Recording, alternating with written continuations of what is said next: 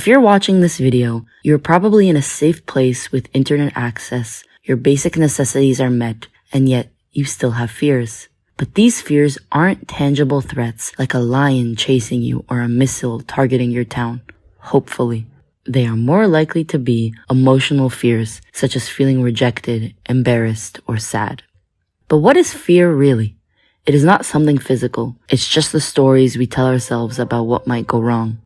In the past, fear helped us survive, and it still serves a purpose today, like driving cautiously or avoiding dangerous situations. However, in the absence of immediate physical dangers, our minds generate other fears to protect us from potential harm, even if it's only psychological.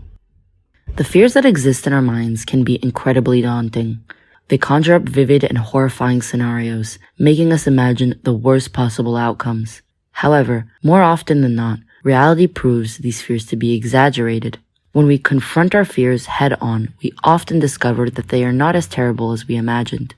Through repeated exposure of facing our fears, they diminish in intensity and may even disappear. However, if we avoid our fears for an extended period, they may resurface, and we will need to confront them again. But what if the experience turns out to be just as bad as we feared, or even worse?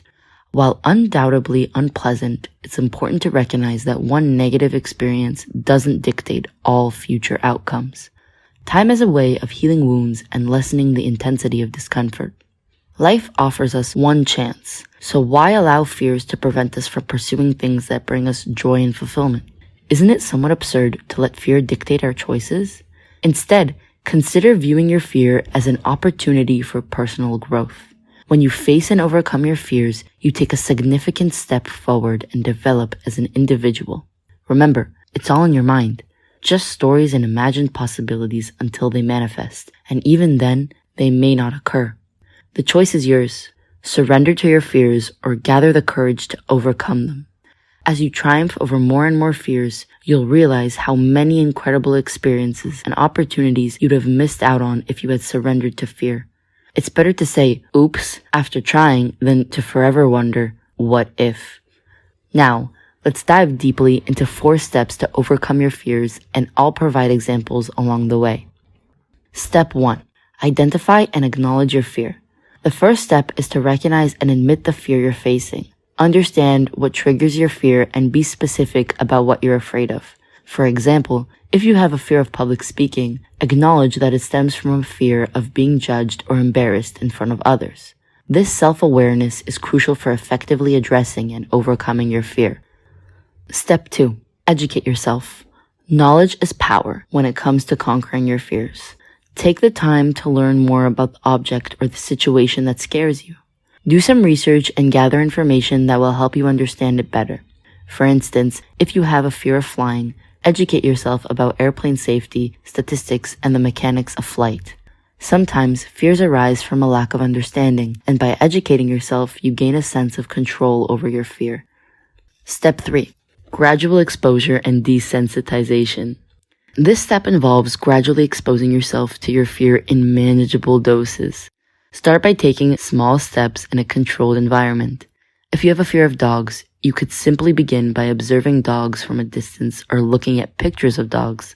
As you become more comfortable, gradually increase your exposure by spending time with friendly and well-behaved dogs under controlled circumstances.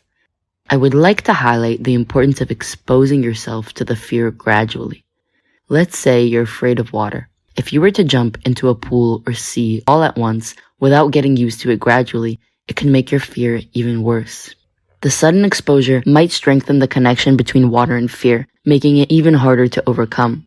However, by slowly getting used to the water, starting with small steps and gradually increasing your exposure, you can manage your fear better. This helps you gain confidence and change how you see water. It's about respecting your comfort level and making progress step by step, leading to lasting positive results in overcoming your fear. The key is to expose yourself to your fear at a pace that feels challenging but still manageable. Over time, you'll find that your fear response tends to decrease. This technique, known as systematic desensitization, allows you to build resilience and confidence. Step 4. Seek support and professional help if needed. Overcoming fears can be challenging, and it's essential to seek support from family, friends, or even a therapist. They can provide encouragement, guidance, and practical strategies to help you navigate the process. For example, if you have a fear of heights, you can enlist the help of a supportive friend who can accompany you during outings to gradually conquer your fear of tall buildings or high places. In some cases, if your fear significantly impacts your daily life, it may be beneficial to work with a mental health professional who specializes in anxiety or phobias. They can provide targeted interventions to help you overcome your specific fear. Let's explore a practical example that demonstrates how these 4 steps can be applied effectively. Meet Sarah. Sarah had a fear of social interactions that made it challenging for her to connect with new people and engage in conversations. She often felt anxious, self-conscious, and worried about saying the wrong thing or being judged negatively by others. Step 1. Identify and acknowledge the fear. Sarah recognized that her fear revolved around social interactions and the fear of being rejected or judged by others. She acknowledged her fear was holding her back from forming meaningful relationships and experiencing the joys of socializing. Step 2. Educate herself. Sarah understood that social interactions are an essential part of human connection and personal growth. She sought to educate herself on effective communication skills, active listening, and understanding non-verbal cues.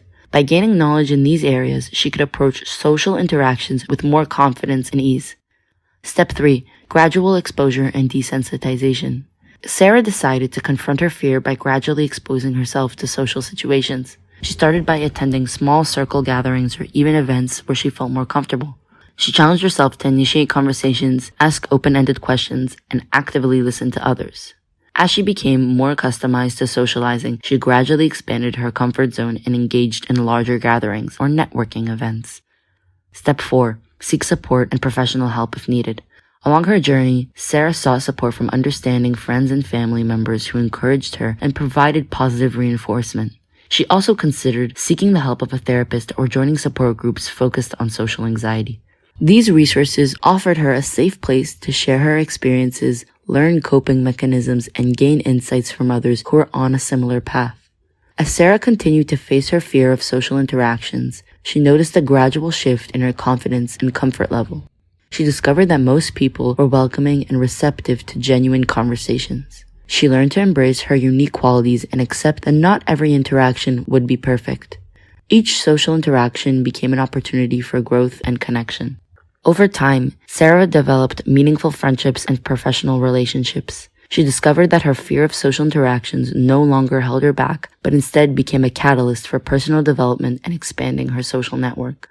Remember, overcoming any fear is a personal journey, but by identifying the fear, educating oneself, gradually exposing oneself to social interactions, and seeking support, it is possible to break free from it and embrace the enriching experiences that await you on the other side. Before you go, I present you with 3 doors. Choose one to see what lies behind it. Door number 1 says, subscribe. Door number 2 says, like and comment. And door number 3 says, start facing your fears immediately. I believe in you. Thank you for watching. If you enjoyed this video, make sure to subscribe. See you in the next video.